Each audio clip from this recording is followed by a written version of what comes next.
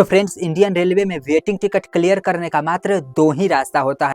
एक सबसे पहला जो कि आप सभी लोगों को पता है कि अगर कोई कंफर्म टिकट वाला पैसेंजर अपना टिकट को कैंसिल करेगा तो ही आरएसी टिकट कंफर्म होता है या फिर वेटिंग लिस्ट टिकट कंफर्म होता है। लेकिन दोस्तों दूसरा रास्ता आपको बिल्कुल भी नहीं पता है, और दूसरा रास्ता दोस्तों यह है, अगर कोई भी कंफर्म टिकट वाला पैसेंजर अपना टिकट को कैंसिल नहीं करता है तो क्या वेटिंग लिस्ट टिकट एक भी कंफर्म नहीं होगा? तो दोस्तों ऐसा बिल्कुल भी नहीं है।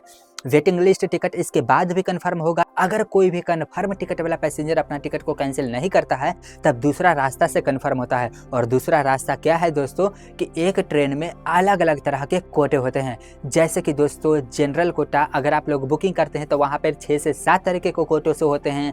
General quota, ladies Kota, tatkal, premium tatkal, duty pass quota, person with disability quota, इस तरीके का कोटा शो होता है। लेकिन दोस्तों 7 के बाद 5 ऐसे और कोटे होते हैं जो कि दोस्तों यहाँ पर ऑनलाइन में शो नहीं होते हैं। ये सिर्फ काउंटर से ही आप बुकिंग करवा सकते हैं, और ये सभी लोगों के लिए भी नहीं होता है। अलग अलग लोगों के लिए अलग अलग पहले से ही एक ट्रेन में सीट रिजर्व रखी जाती है। जैसे कि दोस्तों मान के चलिए कि एक ट्रेन में अगर आप नॉर्मल, आपका एज 30 साल है और अगर आप टिकट बुकिंग करने जाइएगा तो आप 3 ही कोटा में टिकट ले सकते हैं। सबसे पहले जो 60 दिन पहले बुकिंग होता है एडवांस रिजर्वेशन, उसमें आप ले सकते हैं। जनरल कोटा में अगर सीट खाली रहेगा तब तो आपको कंफर्म मिल जाएगा, वरना वेटिंग लिस्ट नहीं लेना पड़ेगा। या फिर एक दिन पहले तत्काल या फिर प्रीमियम तत्काल में ही ले सकते हैं। आपके पास दोस्तों कोई और ऑप्शन बिल्कुल भी नहीं है। तो मान के चलिए कि आम जनता का टिकट अगर वेटिंग लिस्ट में है तो कंफर्म होने का दो ही रास्ता होता है, कि उस ट्रेन में कंफर्म टिकट वाला पैसेंजर अगर टिकट को कैंसिल करेगा तो उसका कंफर्म होगा, या फिर ट्रेन चार्ट बन जाने के बाद अलग अलग कोटों में सीट रिजर्व पहले से रहता है, और अगर वो सभी कोटों में सीटें खाली रहती है तो वेटिंग वाला को क्लियर किया जाता है।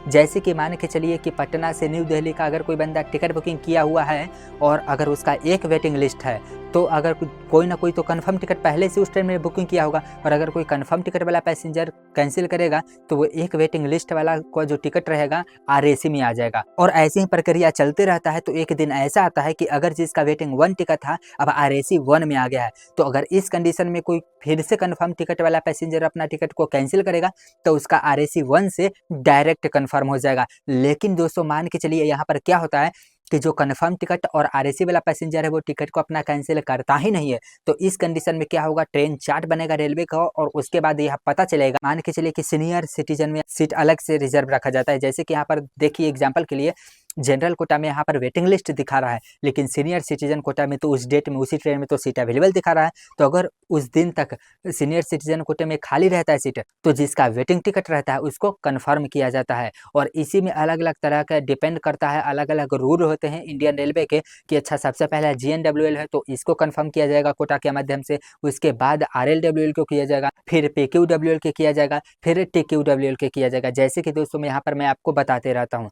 तो आज के इस वीडियो में बताने का मकसद आपको यह था कि आप लोग मत समझिएगा कि इंडियन रेलवे में टिकट कंफर्म सिर्फ एक ही तरीके से किया जा सकता है, अगर कोई कंफर्म टिकट वाला पैसेंजर करे तो ही कंफर्म हो सकता है। ऐसा नहीं है, बल्कि इससे भी कहीं ज़्यादा डिपेंड करता है कोटा के ऊपर में, क्योंकि ट्रेन चार्ट बनने के बाद बहुत सारा कोटा में सीट खाली रहता है। 5 तरीके के तो और अलग कोटा है जो कि आप लोगों को पता ही नहीं होता है। वो काउंटर से ही बुकिंग होता है और वो अलग अलग लोगों के लिए टिकट बुकिंग होता है, और वो लोग अक्सर ट्रेन में ट्रेवल नहीं करेंगे तो वही वेटिंग लिस्ट सारा कंफर्म किया जाता है। सो फाइनली आज के इस वीडियो में मैंने आपको बताया कि इंडियन रेलवे में वेटिंग टिकट कितने तरीके से कंफर्म होते हैं। सो अगर आपको यह वीडियो पसंद आया है तो प्लीज़ इस वीडियो को लाइक कीजिए, और अगर आप हमारे चैनल पर नए हैं तो प्लीज़ हमारे चैनल को सब्सक्राइब कीजिए।